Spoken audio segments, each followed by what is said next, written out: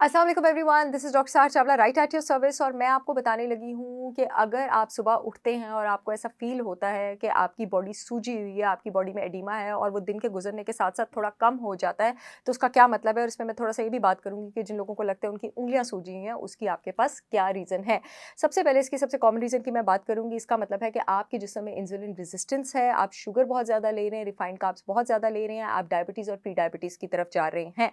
अगर आप डायबिटिक नहीं भी हैं या प्री डायबिटिक डायग्नोज नहीं भी हैं, लेकिन अगर आपकी बॉडी में इंसुलिन रेजिस्टेंस स्टार्ट हो गई है, तो यकीन रखेंगे इंसुलिन रेजिस्टेंस जिस वक्त स्टार्ट होती है, वो जिस समय पोटेशियम की कमी करना शुरू कर देती है। पोटेशियम जो मिनरल है आपकी बॉडी में जिस मिनरल के साथ बैलेंस में पाया जाता है, वो मिनरल आपके पास सोडियम होता है। अगर कभी जिसम में सोडियम ज़्यादा होगा तो पोटेशियम कम होगा, पोटेशियम ज़्यादा होगा तो सोडियम कम होगा। जिसके जिसम में इंसुलिन रेजिस्टेंस होगी, प्री डायबिटीज़ होगा और पोटेशियम कम होगा, उसके जिसम में सोडियम यानी सॉल्ट ज़्यादा होगा। जिसके जिसम में सॉल्ट ज़्यादा होगा, उसके जिसम में पानी रुकेगा। और ये सबसे ज़्यादा अपने आप को अर्ली मॉर्निंग और सुबह के टाइम मैनिफेस्ट करता है। दूसरी रीज़न आपके पास विटामिन बी1 की कमी हो सकती है। यहाँ पर मैं ये भी बताती चलूँ कि जितने लोग डायबिटिक और प्री डायबिटिक हैं, सबके सबको विटामिन बी1 की कमी है। जितने लोग अल्कोहलिक हैं, जितने लोग रिफाइंड और जंक फूड लेते हैं, सबके सबको विटामिन बी1 की कमी है।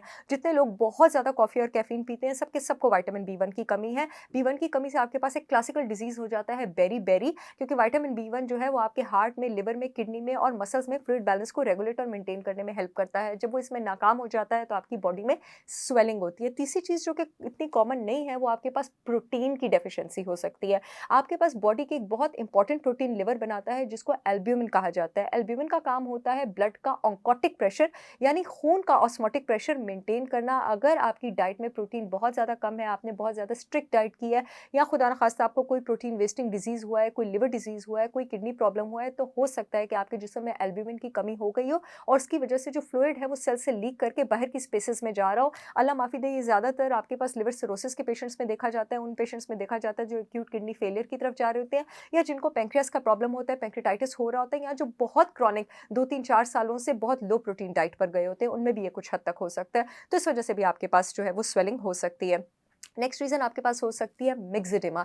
मिक्सेडिमा का मतलब है कि आपका थायराइड ग्लैंड जो है वो ठीक तरह फंक्शन नहीं कर रहा है और उसकी ठीक तरह फंक्शन ना करने की वजह से इस वक्त पानी तो इकट्ठा नहीं हुआ हुआ, क्योंकि जो मिक्सेडिमा वाली पाँव होते हैं और टांगे होती हैं उसमें पानी नहीं इकट्ठा हुआ होता है, लेकिन वो फूला होता है। वो एक टॉक्सिक सब्सटेंस होता है जो थायराइड के ठीक ना फंक्शन करने की वजह से उस जगह पे एक्यूमुलेट हो जाता है। और ये कंडीशन आप कैसे रूल आउट कर सकते हैं? कंडीशन आप अपना थायराइड प्रोफाइल जो है उसको सही करके आप रूल आउट कर सकते हैं। नेक्स्ट चीज़ जिसकी वजह से आपकी बॉडी में स्वेलिंग हो सकती है वो है आपका लीकी गट। अगर आपको मल्टीपल फूड एलर्जीज़ हैं, फूड सेंसिटिविटीज़ हैं, किसी को अंडे सूट नहीं कर रहे, ग्लूटेन सूट नहीं कर रहा, दूध सूट नहीं कर रहा, दालें सूट नहीं कर रही हैं, ग्रेन सूट नहीं कर रहा है, सी फूड सूट नहीं कर रहा, लेकिन ढीठों की तरह वो उसको खाई जा रहा है, तो अल्टीमेटली आपकी जो बॉडी है वो फ्लूइड रिटेन करना शुरू कर देती है, आपके इम्यून सेल्स अपने ऊपर अटैक करना शुरू कर देते हैं।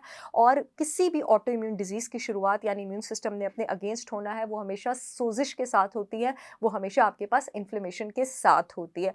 इसके साथ-साथ ये ऑटो इम्यून डिजीज़ेज़ में आपके पास जो रूमेटॉइड आर्थराइटिस आ जाता है, इसमें आपके पास ख़ास करके आपकी उँगलियाँ सूजी होती हैं और उँगलियों के यहाँ पर आपको ऐसा लगता है जैसे ऐसे करके नोड्यूल्स भी बने हुए हैं, नोकें भी निकली हुई हैं। यूरिक एसिड की वज़ह से आपकी जो उँगलियाँ सूजी होती हैं, उसकी जो नोकें निकली होती हैं, वो आपके पास पैरों के, ख़ास करके दाएँ पैर के अंगूठे में, जिसको मेटाटार्सोफिलेंजियल जॉइंट कहा जाता है, वहाँ पर निकली होती है। यूरिक एसिड के आपके पैरों के अंगूठे में ज़्यादातर नोकें निकली होती हैं और रूमेटॉइड आर्थराइटिस की आपकी उँगलियों के उसमें निकली होती हैं। एक मैं आपको फ़ौरन सी इमीडिएट रेमेडी बता देती हूँ आपके पास इस स्वेलिंग को डिक्रीज़ करने की, लेकिन ये स्वेलिंग का इलाज नहीं है। स्वेलिंग का इलाज यही है कि जो आपका अंडरलाइंग कॉज़ है, अंडरलाइंग बीमारी है, चाहे वो आर्थराइटिस है, चाहे वो लीकी गट है, चाहे वो डायबिटीज़ है, चाहे वो बी1 की कमी है, चाहे वो थायराइड का प्रॉब्लम है, आप उसको डील करें। अमोनियम क्लोराइड का सप्लीमेंट आप डेली बेसिस पे अपनी डाइट में इंक्लूड कर सकते हैं और ये आपके पास आपकी जो फिंगर्स की स्वेलिंग है उसको रिड्यूस करने में बहुत ज़्यादा काम आ सकते हैं। बल्कि अमोनियम क्लोराइड उन सब लोगों के लिए भी बहुत ज़्यादा अच्छा है जिनको ब्रोंको कंजेशन है, यानी सांस का प्रॉब्लम है, जिन लोगों को पित्ते की पत्थरी है, उनके लिए भी बहुत ज़्यादा अच्छा है।